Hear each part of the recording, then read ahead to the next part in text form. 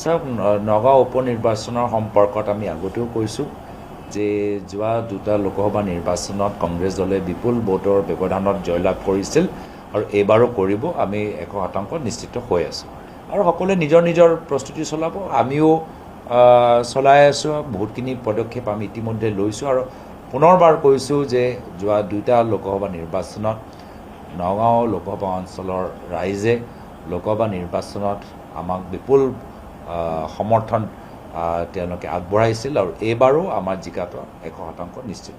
যে নগাঁও লোকসভা সিটটো সদায় কংগ্ৰেছ বিৰোধী আছিল।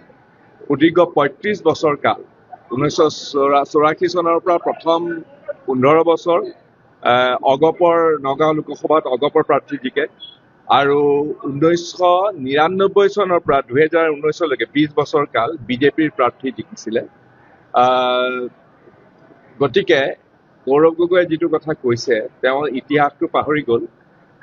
নগাঁৱৰ মানুহে সদায় বিজেপি আৰু অগপৰ লগতে আছে। যেতিয়া কংগ্ৰেছৰ ডাবল ইঞ্জিন চৰকাৰ আছিলে 2001 পৰা 2016লৈকে, তেতিয়াও কিন্তু নগাঁও লোকসভাত কংগ্ৰেছৰ প্ৰাৰ্থী লোকসভাত জিকিব পৰা নাছিলে। গতিকে সেইকাৰণে মই কৈছোঁ তেওঁ যিটো কথা কৈছে সেইটো অমূল্য হয়। 19ত জিকিলে 24ত জিকিলে সেইটো বেলেগ কথা, কিন্তু এইবাৰ নিৰ্বাচনত নগাঁও লোকসভাৰ সৰ্বসাধাৰণ ভোটদাতা ৰাইজে বিজেপি দলৰ প্ৰাৰ্থীকে আঁকোৱালি ল'ব।